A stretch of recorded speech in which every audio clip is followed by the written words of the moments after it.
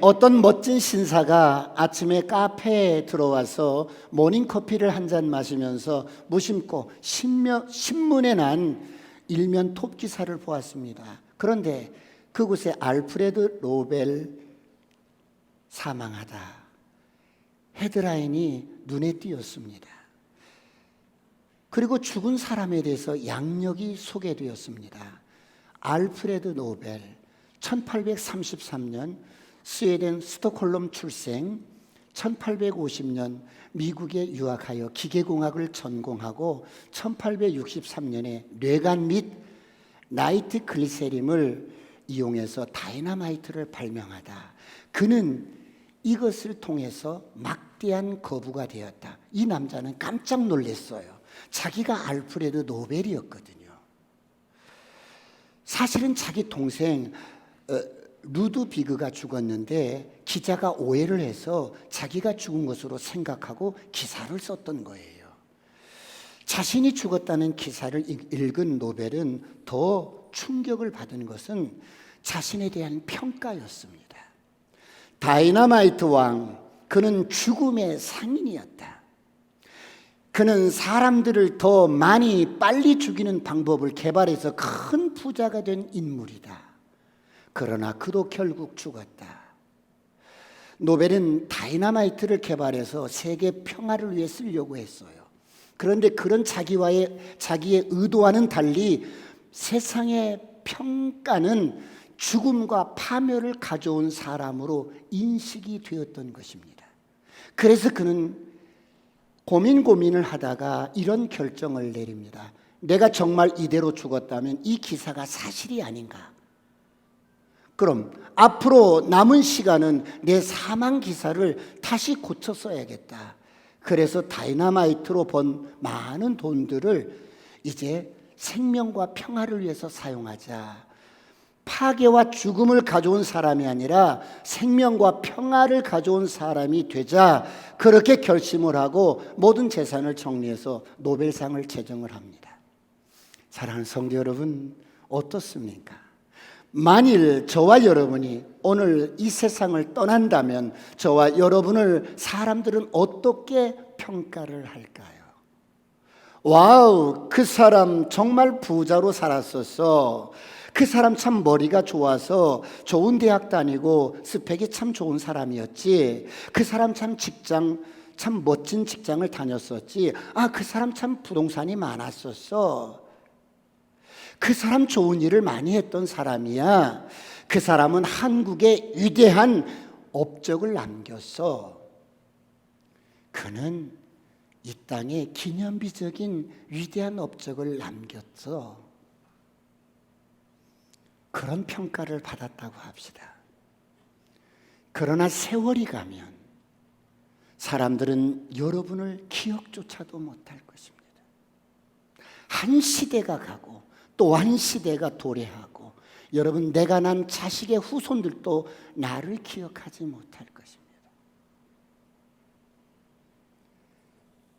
그래서 많은 사람들이 이 세상에 왔다가 갑니다.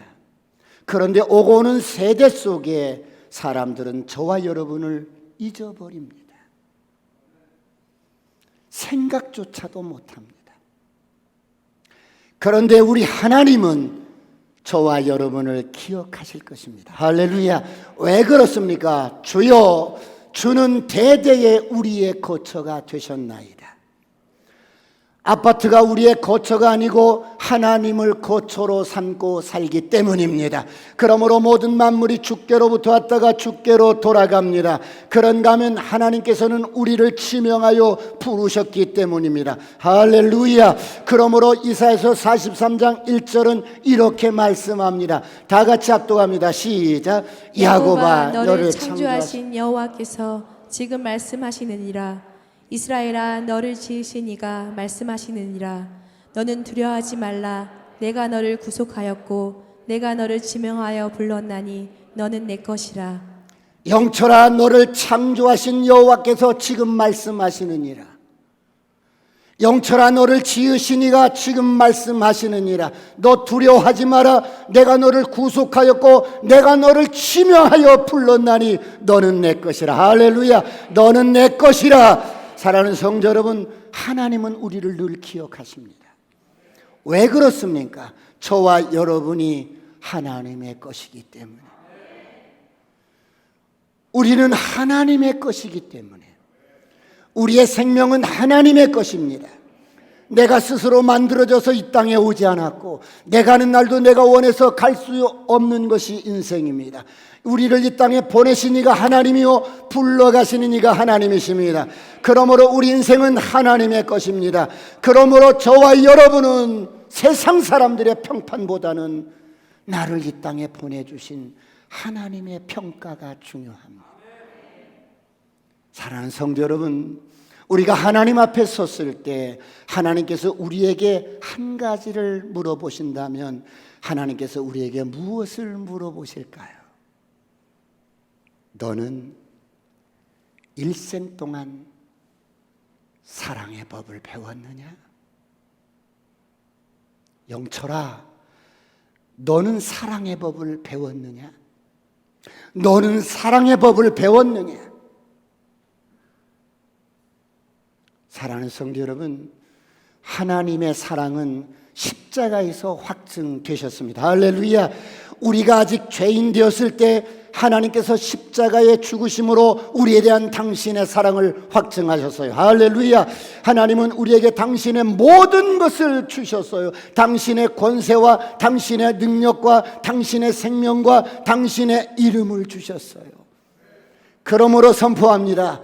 어둠은 떠나갈지어다. 저주는 떠나갈지어다. 가난도 떠나갈지어다. 질병도 떠나갈지어다. 사랑하는 성도 여러분, 사람이 누구를 사랑하면 함께 있고 싶고 함께 살고 싶고 희생하고 싶고 영원히 사랑하고 싶고 영원히 사랑하며 살고 싶어집니다.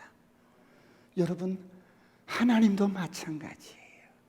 우리를 사랑하신 하나님은 우리와 함께 살고 싶어 해요. 그래서 하나님은 오늘 우리에게 함께 살 수 있도록, 우리 가운데 함께 살 수 있도록 성막을 주셨어요.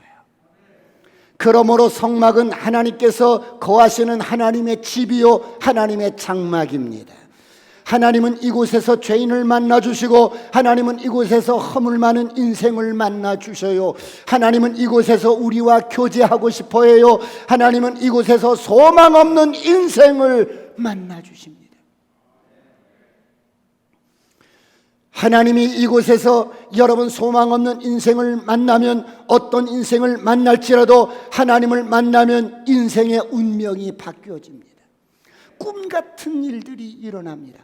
오늘 이런 은혜가 있기를 축원합니다. 축원합니다. 여러분, 이것이 성막을 우리에게 주신 이유입니다.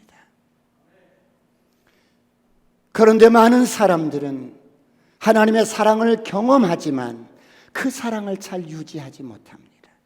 많은 사람들이 하나님의 축복을 경험하지만, 축복을 받고 누리지만 그것을 잘 유지하지 못합니다. 왜 그렇습니까? 사랑하는 법을 배우지 않기 때문에 그래요. 나밖에 몰라. 어른이 돼도 나밖에 몰라. 나밖에 몰라. 아들을 늦게 하나 낳아서, 위로는 딸이 이렇게 넷되고 늦게 낳아서 금지옥엽으로 키웠어요. 잘 키워서 결혼을 시켰어요. 아들을 생각해서 모든 재산을 정리하고 상속도 해주고, 조금 가지고 있는 거 자꾸 아들 며느리가 와서 엄마 행복하게 살고 싶어요. 우리 집에 와서 함께 살아요. 그래서 있던 거 마저 아들에게 주고 아들 집에 들어갔어요. 그런데 어느 날 아들 며느리가 할 말이 있다고 그러는 거예요. 어머니, 저희랑 어머니랑 마음이 안 맞아서 같이 못 살겠어요. 혼자 나가서 사시든지 집을 나가주세요. 어머니가 너무 충격을 받은 거야. 내가 그렇게 키우질 않았는데, 내가 이 자식을 키울 때 얼마나 금지옥엽으로 키웠는데, 이 자식이 사랑을 받을 줄만 알았지 사랑하는 법을 배우지 못한 거예요. 어머니는 아들과 며느리에게 버림받고 돈도 없이 집을 쫓겨났는데 당장 먹고 살 길이 막막한 거야. 그래서 정처 없이 목숨을 부지하기 위해서 이왕이면 서울에 잘 사는 동네에 가서 파출부라도 해야겠다 싶어서 한남동 그쪽에 가서 집집마다 벨을 눌렀어. 누구세요? 예. 혹시 파출부가 필요하지 않나요? 밥만 먹여주면 돼요. 다른 거 바랄 거 없어요. 밥만 먹여주면 됩니다. 그래도 뭐 고개를 잘래잘래 흔드는데 한 집에서 할머니, 저희 집에 아버님이 병환으로 누워 계시는데 혹시 외람된 말씀이지만 가능하다면 그 병간호도 좀 해주시고 그냥 말벗도 좀 데워주시면 어떻겠어요? 이 할머니가 너무 감사한 거예요. 예, 그러지요. 그렇게 할게요. 그럼요. 그래서 할머니는 그날부터 그 집에 들어가서 사랑과 정성을 다해서 그 집에 환자 할아버지를 돌보고 친구처럼 말벗이 되어주고 그래요. 어느덧 1년이 지났어요. 그렇게 병석에 누워있던 할아버지가 말벗이 되어주고 사랑을 주고받고 하니까 여러분 점점점 생기가 돌아서 일어나서 이제 회복이 된 거예요. 그 할아버지가 이 예쁘장하게 생긴 할머니는 어때요? 서로가 그렇게 말을 주고받다가 사랑의 감정이 싹 튼 거예요. 그 집 주인 아들 부부가 어느 날 할머니에게 이렇게 말하는 거예요. 할머니, 저 어려운 부탁이 있는데 저희 어머니가 되어주세요. 아버님도 할머니를 너무 좋아하시고 저희 부부도 우리 어머니께서 너무 일찍 돌아가셔서 어머니가 안 계셨는데 어머니로 꼭 모시고 싶어요. 괜찮으시다면 저희 어머니로 모시는 것을 허락해 주세요. 그렇게 그 할머니는 그날부터 뜻밖의 이런 부탁을 받고 마치 재벌 동네 같은 지역에서 착하고 마음씨 좋은 아들 며느리 그렇게 둔 여러분 어머니가 된 거예요. 어느 날 그 할아버지랑 그 아들 부부랑 함께 고급 승용차를 타고 밖을 나갔는데 정말 우연히 어디선가 오래전 그 할머니의 독자였던 아들과 며느리를 진짜 우연히 만났어요. 아들이 오랜만에 어머니를 뵈니까 너무 놀라운 거야. 환해진 모습과 예전 모습이 아닌 거야. 매우 럭셔리하게 우아한 옷과 잠신구를 한 어머니를 누가 봐도 한눈에 봐도 재벌집 마나님 모습 같은 거야. 그래서 이게 어찌된 일인가 하고 당시 사업이 좀 어려움에 겪었던 이 아들은 다시 어머니를 뵙게 되어서 그 어머니에게 뭐를 좀 부탁하려고 하자. 어머니, 다시 우리 집에 들어오세요. 제가 잘 모실게요. 그러자 이 할머니가 이렇게 말합니다. 누구세요? 나는 당신 같은 아들과 며느리를 둔 적이 없어요. 내 아들 며느리는 저기 있고 내 남편은 여기 있어요. 이 할머니는 돌아서서 피눈물을 흘리면서 내가 자식을 금미야 오기야 금지 오겹으로 키우고 사랑을 줄 줄만 알았지 그 자식에게 참된 사랑의 법을 가르치지 않았다는 거예요.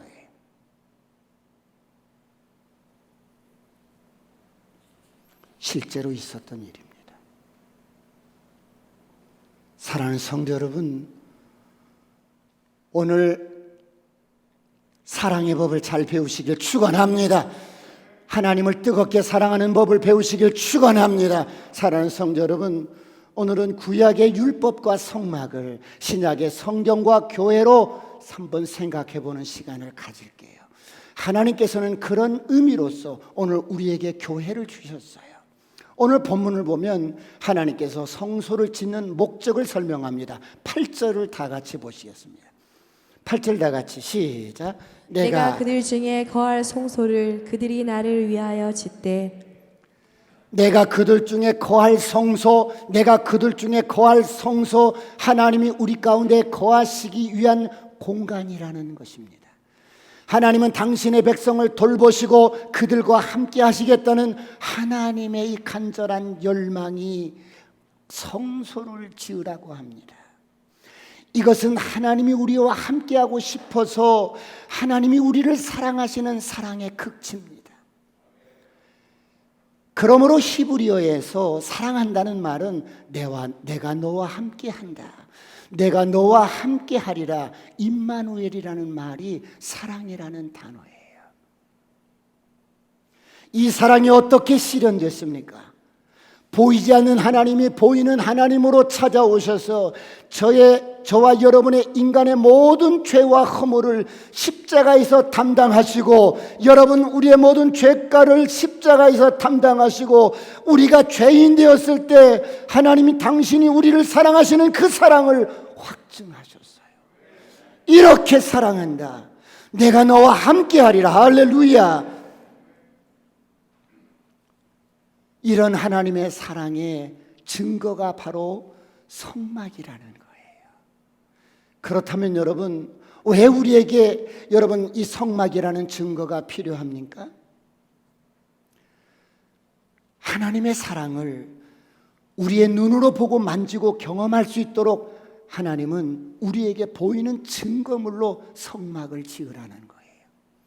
그러므로 보이는 예배당도 일종의 하나님이 내가 너희와 함께한다는 구체적인 증거물입니다. 하나님은 어디 하나 계셔요. 그런데 왜 하나님은 꼭 성막을 짓게 하십니까? 이것은 하나님을 위한 게 아니고 바로 하나님을 믿고 섬기는 우리를 위한 거예요. 왜요? 여러분, 모든 영적인 사건들, 아무리 강력하게 하나님을 경험하고 체험해도 시간이 지나면 무뎌지고 잊혀져집니다. 증거가 없으면 잊혀져요. 그러므로 성막은 하나님이 함께 하신다는 구체적인 증거가 바로 성막을 짓게 하는 거예요. 오늘 이런 은혜가 있기를 축원합니다. 그렇다면 이 성막을 누가 설계를 해요? 9절을 보겠습니다. 오늘 본문 9절 다 같이 합독합니다. 시작. 무릇 내가 내게 보이는 모양대로 장막을 짓고 기구들도 그 모양을 따라 지을지니라. 성막의 설계자가 누구예요? 하나님이셔요. 하나님은 당신이 거할 당신의 처소인 성막을 설계하실 때 세 가지 구조적인 특징으로 말씀합니다. 첫 번째가 하나님이 거하실 성막. 이 성막은 사람이 거하는 천막같이 지라는 거예요. 왜 이렇게 지으라고 하셨을까? 여러분, 그 시대 이스라엘 백성들은 다 천막에서 살았어요. 텐트를 치고 살았어요. 그 시대 사람들은 다 텐트에서 살았어요. 그래서 하나님이 내가 너와 함께 하겠다, 너희들이 천막에서 사니까 나도 성막에서 살고 싶다. 성막이 다른 말이 아니에요. 하나님이 거하시는 거룩한 텐트, 장막이 성막인 거예요. 사랑하는 성도 여러분, 하늘 아버지의 사랑을 보십시오. 우리를 사랑하시는 하늘 아버지의 이 사랑을 보십시오. 너희가 광야에서 텐트 치고 장막집에 살 때 나도 너희처럼 텐트인 성막에 거하겠다. 여러분, 하나님은 이렇게 우리를 사랑하시고 우리와 함께 하시기를 좋아하시는 우리의 아버지입니다.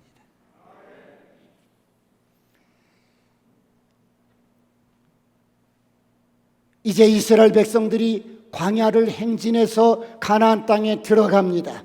그들이 가나안 땅에 들어가서 이제 주거 형태가 어떻게 바뀝니까? 돌집을 짓고 삽니다. 그러자 하나님이 거하시는 성막이 어떻게 바뀌게 됩니까? 돌로 짓는 성전으로 바뀌게 돼요. 그런데 다윗이 통일왕국을 이루고 구중궁궐을 짓고 돌집에서 사는데 하나님의 장막은, 하나님은 텐트 같은 성막의 장막에 계신 것이 너무 마음이 안쓰러운 거야. 여러분, 왜 하나님이 다윗을 그리워하는 줄 아세요? 다윗의 마음속에는 이런 하나님을 사랑하는 사랑이 있었어요. 나는 이렇게 구중궁궐 돌집에서 사는데 하나님은 여전히 텐트 속에 살고 계시니까 하나님 성전 짓고 싶어요. 성전 짓고 싶어요. 성전 짓고 싶어요.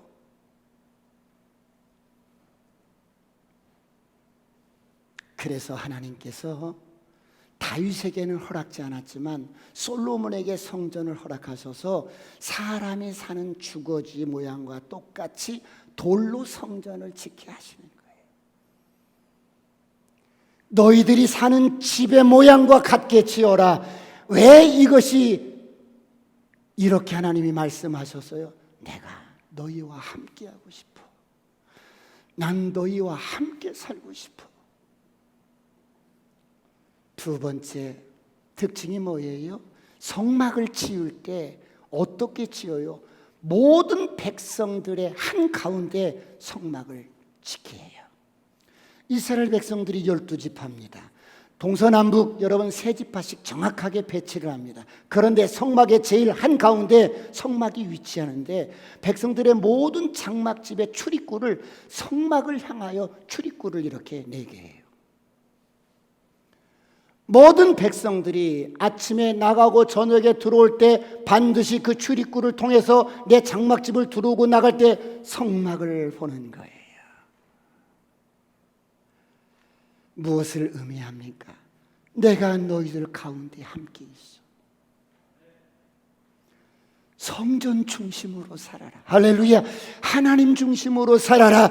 그러므로 너희들은 나와 함께 살아야 한단다. 너희들의 마음속에 내가 중심이 되어 살아야 한단다. 이스라엘 백성들은 이런 하나님의 의도를 아는지 모르는지 집에서 나가고 들어올 때 반드시 성막을 보고 출입을 해요. 이것이 여러분, 이스라엘 백성들이 망해버리고 많은 사람들이 포로로 끌려갔어도 여러분, 이들은 바벨론의 이역만리 끌려갔어도 예루살렘 성전을 향하여 창문을 열고 그곳을 향하여 기도를 했던 거예요.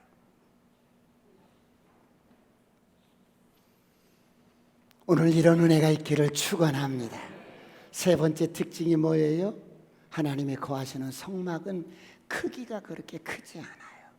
그런데 이방의 신전은 굉장히 크게 짓습니다. 그 신전에 들어오는 모든 사람들은 키가 죽는 거예요. 신전의 크기에 주눅이 드는 거예요. 신전 앞에 서면 기가 죽는 거예요. 주눅이 들어서 엎드러지라는 거예요. 이게 이방 신전의 특징이고, 이방 신전은 그들과 함께하는 게 아니라 마을과 멀리 떨어져 있어요. 그런데 하나님은 나는 너희와 함께하고 싶어. 나는 너와 영원히 함께 살고 싶어. 너희의 장막과 같이 지어라.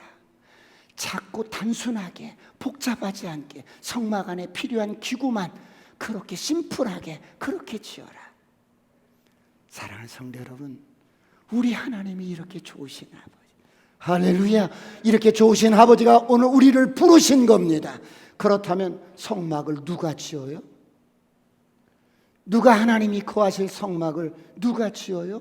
오늘 8절을 다 같이 한번 보겠습니다. 8절 다 같이 시작. 내가 그들 중에 거할 성소를 그들이 나를 위하여 짓되 그들이 나를 위하여 짓되 그들이 나를 위하여 짓되. 성막은 누가 짓습니까? 설계는 하나님이 하시지만 성막은 백성들이 짓습니다. 성막은 누가 지어요? 구원받은 성도들이 짓는 거예요. 성막은 누가 지어요? 여러분 은혜 받은 성도들이 짓는 거예요. 성막은 누가 지어요? 여러분 하나님을 뜨겁게 사랑하는 사람들이 짓는 거예요. 성막은 누가 지어요? 하나님이 함께하는 것이 진정으로 가치 있고 진정으로 기쁘고 즐거워하는 감격하는 사람들이 짓는 거예요. 사랑하는 성도 여러분, 세상의 건물은, 내가 살 집은 내가 설계해서 내가 살고 싶은 대로 짓고 싶은 대로 마음대로 짓는 거예요. 그러나 하나님의 성전은 그렇지 않아요. 하나님이 허락을 하셔야 짓는 거예요. 그러므로 하나님께서 허락하시면 여러분 성전을 짓는데, 그러면 하나님이 허락하셨기 때문에 아무 문제가 없겠네? 아니요. 교회에서 가장 어려움은 건축할 때 찾아와요. 건축할 때 가장 여러분 어려움이 찾아오고 사단의 역사가 가장 강력하게 역사합니다. 왜요? 이곳에 오면 죽은 영혼이 살아나요. 이곳에 오면 병든 자가 치유돼요. 이곳에 오면 인생의 운명이 바뀌어요. 이곳에 오면 소망 없는 인생이 하나님 나라의 비전을 꿈을 꾸게 돼요. 이곳에 오면 수많은 사람들이 인생을 새롭게 시작해요. 이곳에 오면 죄에 매여서 죽을 인생, 중독에 매여서 죽을 인생, 아무리 울어도 소리쳐도 벗어날 수 없는 이 죄의 마법으로부터 흉악의 결박이 풀어집니다. 오늘 풀어질지어다, 풀어질지어다. 사랑하는 성도 여러분, 하나님께서 오늘 말씀합니다. 내가 거할 성소를 너희가 지어라. 사랑하는 성도 여러분, 애야, 내가 거할 성소를 네가 지으면 어떻겠니?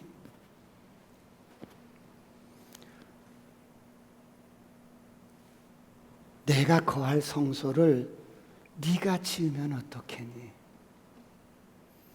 오늘 이렇게 말씀하신다면 오늘 여러분은 어떻게 반응하시겠어요? 이 말씀이 감격이 되고 은혜가 되고 눈물이 날 수가 있고, 이 말씀이 엄청 부담스러울 수도 있어. 엄청 부담스러울 수도 있어. 애야, 내가 거할 성소를 네가 지어.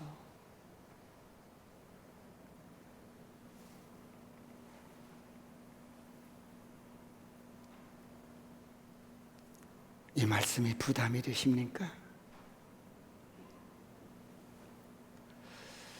우리 잠언서 8장 17절로 21절을 보겠습니다.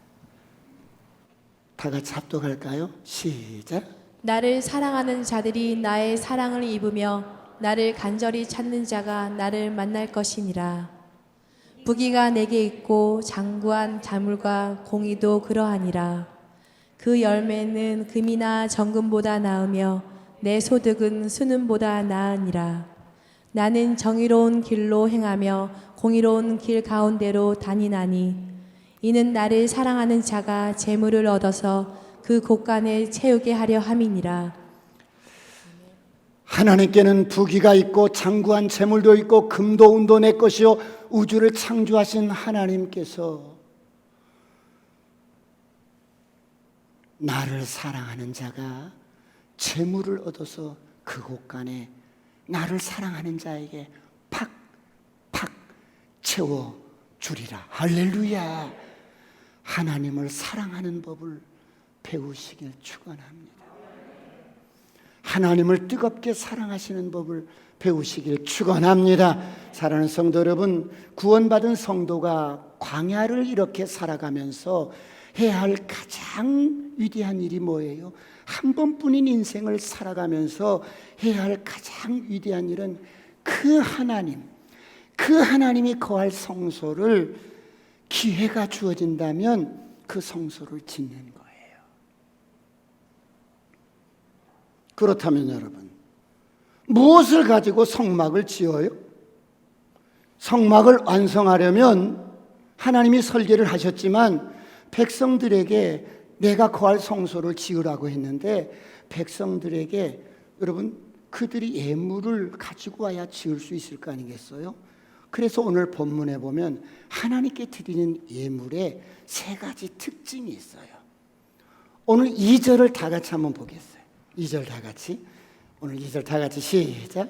이스라엘 자손에게 명령하여 내게 예물을 가져오라 하고 기쁜 마음으로 내는 자가 내게 바치는 모든 것을 너희는 받을지니라. 하나님이 어떤 분이셔요? 이스라엘 백성들에게 명령하여 예물을 가져오라고 하십니다. 여러분, 왜 하나님께서는 당신의 집을 짓는데 명령을 하실까요?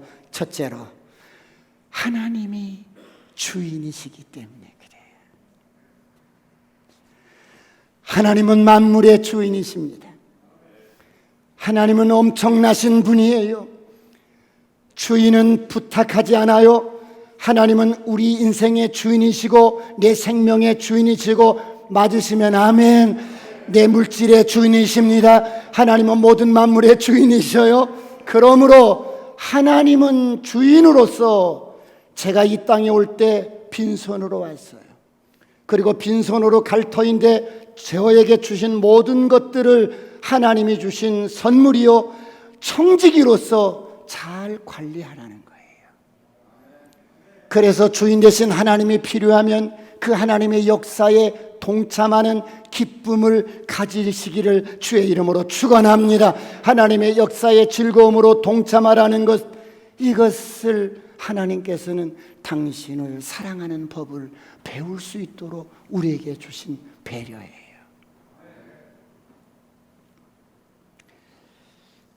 이런 일에 참여할수록 하나님께서는 당신의 영광과 복을 주시겠다는 거예요. 여러분, 우리가 이렇게 인생을 살면서 문득문득 어머니가 그리워질 때가 있어요. 세상에서 가장 아름다운 단어를 조사를 해봤더니 어머니라는 단어가 가장 아름다운 단어래요. 그럼 아버지라는 단어는 순위로 보니까 아버지라는 단어는 10위 안에도 못 들고 78인가 돼요. 어머니라는 단어가 왜 이렇게 늘 사람들의 가슴 속에 그립고 그 단어가 이렇게 문득문득 떠오를까요? 어머니는 우리를 10개월 동안 품어서 출산을 해서 여러분 아무것도 모르는 그런 생명을 키우시는데 무조건적인 사랑을 쏟아 부으셔요. 그렇죠? 내가 그렇게 잠이 많은데 이 아이가 밤낮이 바뀌었어. 그래서 밤에는 안 자는 거야. 그러면 이 잠을 포기하고라도 아이가 여러분 이렇게 조금만 여러분 소리를 내도 엄마는 그 단잠을 포기하고 그 아이를 돌보는 거야. 이런 무조건적인 어머니의 사랑을 받고 살았기 때문에 어머니 그러면 눈물이 나는 거예요. 내 인생에 가장 힘들 때, 그리고 어떤 절망적인 상황일 때, 가장 그리고 어떤 때 어머니라는 단어가 문득문득 그리움처럼 떠오르는 거예요. 조건 없는 사랑, 무조건적인 사랑을 내게 베푸신 이는 어머니가 있으니까.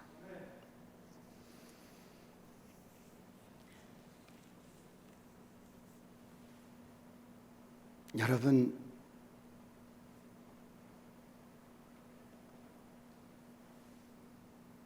하나님이 어떤 사랑으로 우리를 사랑하셨어요?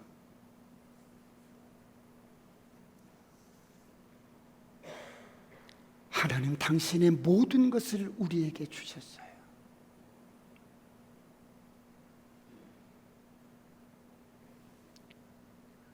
그 십자가의 그 사랑은 영원토록 잊지 못할 하나님의 엄청난 사랑입니다.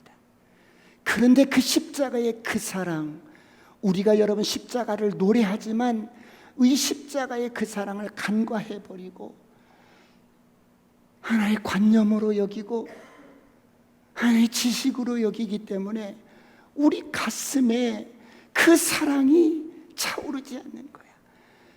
그 사랑이 우리 가슴에 늘 어때요? 메마른 거야. 십자가의 그 사랑의 깊이와 넓이와 높이를 정확하게 경험하지 않으니까 늘 우리 가슴이 사랑에 목마른 거예요. 그렇게 무조건적으로 우리를 사랑하시는 어머니의 사랑도 나를 위해서는 죽어주실 수가 없어요.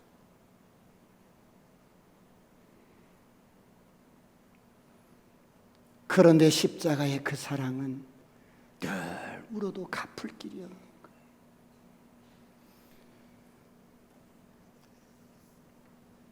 오늘 그 사랑을 깊이 받은 자는, 그 사랑을 풍성히 받은 자는, 그 사랑을 여러분 경험한 자는 하나님을 사랑하는 법을 배울 수가 있어요. 이런 은혜가 있기를 축원합니다.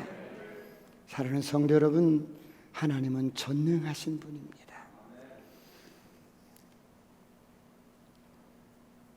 주님께 예물을 드릴 때 우리가 어떻게 드려야 합니까? 두 번째 특징이 있어요.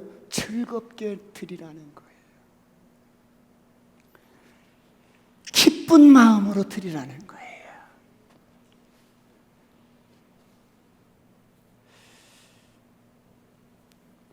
작은 것이지만 성막을 짓는 일에 기쁘고 즐겁게 드리라는 거예요.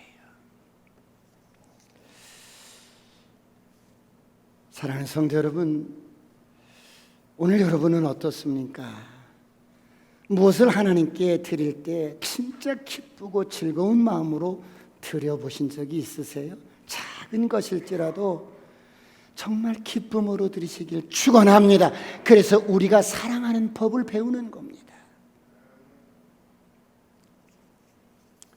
성막을 지을 때 어떻게 하십니까? 세 번째, 하나님은 액수를 정해주지 않아요.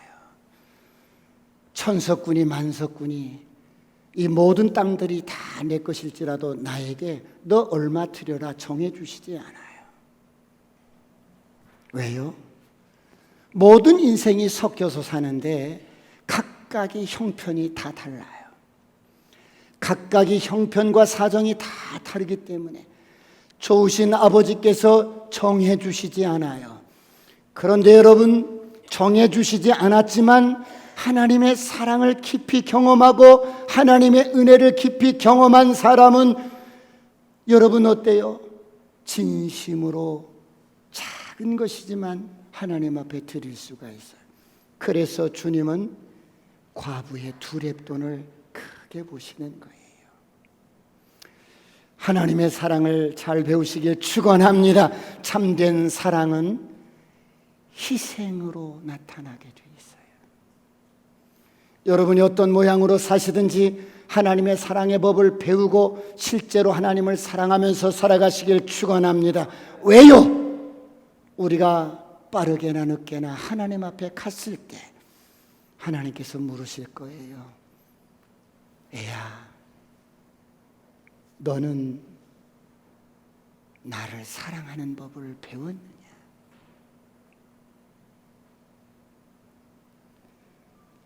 너는 사랑하는 법을 배웠느냐? 사랑하는 성도 여러분, 부부가 살아도 사랑하는 법을 배우지 않으면 늘 일방적인 마치 짝사랑하는 것처럼 아내는 늘 부인에게 헌신하고 희생하는 그런 여러분 구조로 그렇게 살다가 인생 끝나버리는 거예요. 사랑하는 법을 배워야 돼요. 이런 은혜가 있기를 축원합니다. 여러분, 지금 이스라엘 백성들이 지금 사는 지리적인 위치가 어디예요? 광야예요.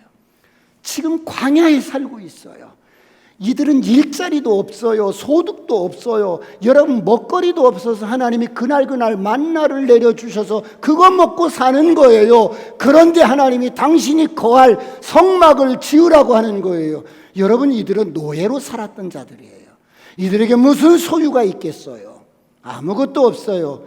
그런데 하나님은 이들이 출애굽할 때, 애굽에서 노예로 살 때, 출애굽을 할 때 이스라엘 백성들에게 빈손으로 나오지 않게 하셔요. 애굽의 주인들의 마음을 감동시켜서 애굽에서 나올 때 보석을 가지고 나와요. 하나님이 이들에게 재물을 허락해서 가지고 나와요. 그런데 여러분, 광야에서 무슨 보석이 필요합니까? 그런데 하나님은 계획이 있으셨어요. 당신이 우리와 함께 하고 싶어서, 우리와 함께 함으로 우리를 지키시고 보호하시고 인도하기를 원하셔서 성막을 지을 계획이 있으셨어요. 노예들에게 무슨 보석이 필요해요? 광야를 행진할 때 무슨 보석이 필요하겠어요? 그런데 하나님은 계획이 있으셨어요. 백성들은 몰랐지만 하나님은 알고 계셨어요. 그래서 성막을 짓는데 그들이 가진 보석들이 그곳에 쓰이게 됩니다. 성막을 짓는데 사용되어지는데, 여러분 다 같이 한번 볼까요? 성막을 짓는데 이들이 보석을 이렇게 가지고 와서 하나님께 드리는데, 성막을 짓는데 보석을 드리지 않은 그 보석들은 어디에 투자가 돼요? 황금 송아지를 만드는 데 투자가 돼요.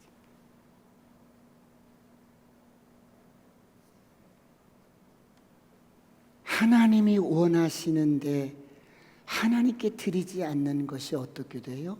내 것이 안 되고 엉뚱한 데 쓰이게 되고, 더 부하려는 욕심 때문에 엉뚱한 데 다 쓰이는 거예요. 내게 돈만 된다면, 내게 일확천금이 주어진다면, 금송아지면 어때? 그리고 거기다 투자를 하는 거예요. 사랑하는 성도 여러분, 이스라엘 백성들만 그럴까요? 그렇지 않아요. 오늘 현대인들은 더 여러분 이 욕심에 중독이 돼서, 이 욕망에 중독이 돼서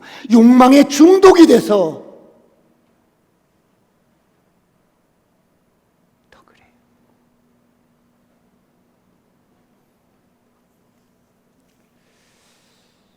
출애굽기 25장 3절로 7절을 보고 제가 말씀을 좀 마감을 하겠어요. 다 같이 합독할까요? 자, 이들이 가지고 온 예물을 한번 보세요. 다 같이 시작. 너희가 그들에게서 받을 예물은 이러하니 금과 은과 녹과 청색, 자색, 홍색 실과 가는 배실과 염소털과 붉은 물들인 수량의 가죽과 해달의 가죽과 조각목과 등유와 관유에 드는 향료와 분향할 향을 만들 향품과 호마노며 애복과 흉패에 물릴 보석이니라. 보세요. 금도 은도 가지고 오지만 어떤 사람은 조각목을 가지고 와요. 이 조각목이 뭐예요? 아무것도 없으니까, 아무것도 없는 사람은 들에 나가서 조각목, 아카시아 나무를 베어서 다듬어서 하나님께 가지고 오는 거예요. 조각목, 이게 아카시아 나무거든요. 이런 쓰잘데없는 아카시아 나무 같은, 여러분 쿡쿡 찌르기나 하고, 여러분 그런 인생도 하나님 앞에 드려지면 어떤 인생이든지 소중하게 쓰임받을 수가 있어요.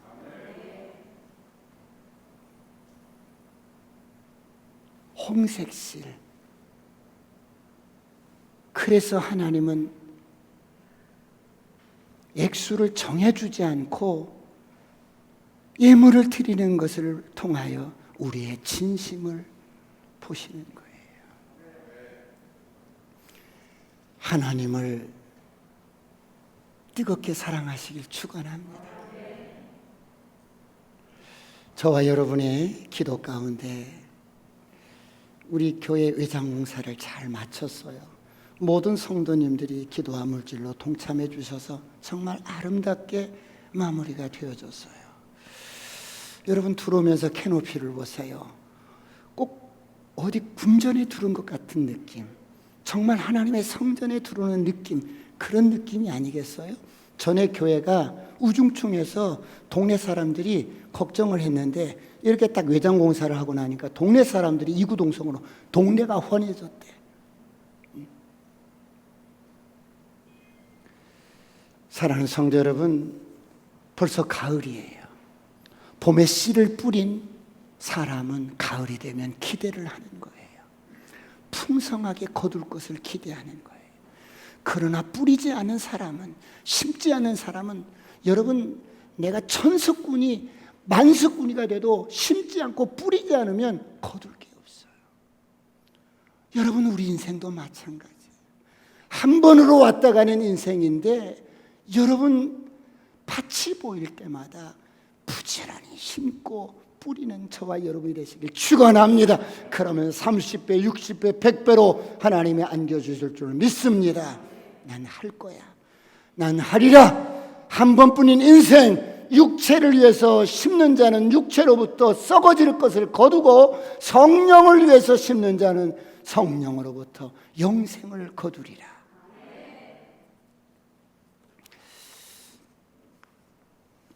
제가 TV를 일주일에 한두 번 이렇게 정식으로 보는 게 아니라 그냥 이렇게 씻고 이렇게 TV를 보는데 나는 솔로다라는 프로가 이렇게 있어요.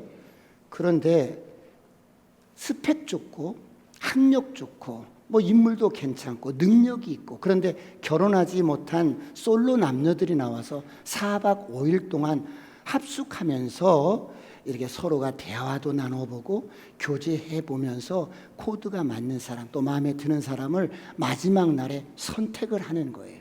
그래서 이렇게 결혼이 진행되는 그런 프로인데요.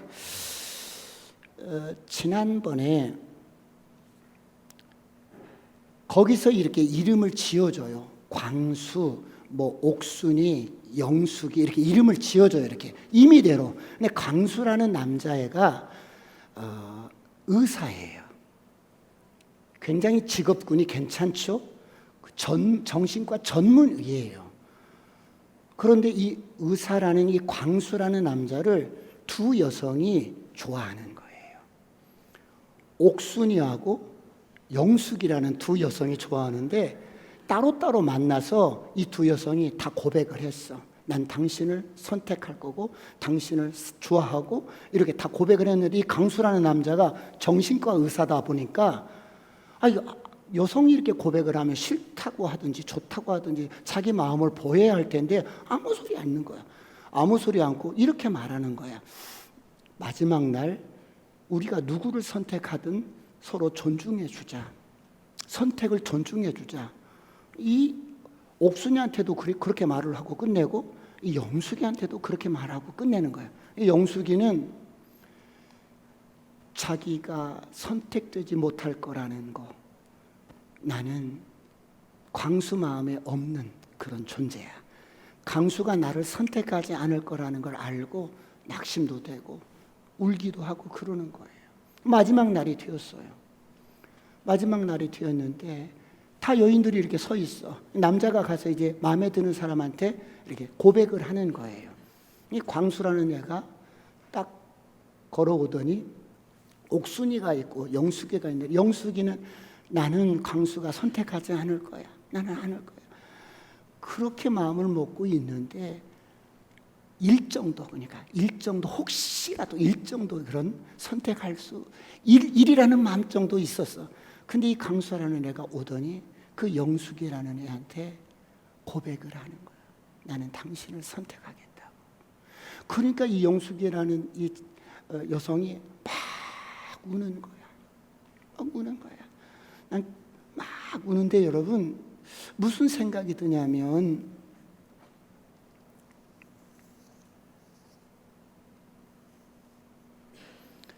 의사라는 전문직을 가지고 있어. 그 능력 있는 남성이 나를 선택해 주어서 결혼하면 앞으로 이 땅에서 100년 정도 살면 많이 살겠지요. 그런 남성이 나를 선택해 준 것에 대해서 너무 감격해서 펑펑펑 우는데, 오늘 저와 여러분은 어떤 존재예요? 하늘과 땅을 창조하시고 인간의 모든 생사복을 주관하시고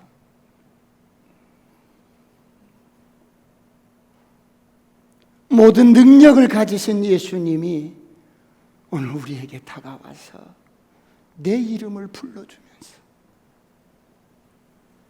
너는 나의 신부야. 너는 내 거야. 내가 너를 사랑한다. 너의 인생은 영원히 보장돼 있어. 기도하시겠습니다.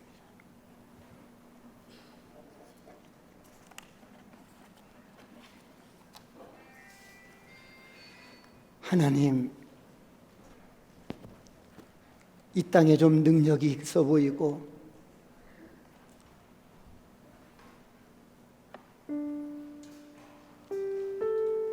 그런 사람이 나를 선택해도 감격에서 펑펑 우는데 하나님, 당신이 나를 선택하시고 나에게 사랑한다고 고백하시고 나와 함께 영원히 살겠다고 말씀하시고 이 하나님을 사랑하는 법을 배우게 하옵소서.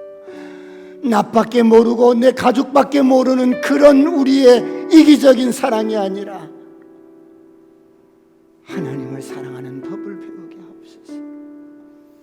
영혼을 사랑하는 법을 배우게 하옵소서. 주여 삼창하시고 통성으로 간절히 기도하시겠습니다.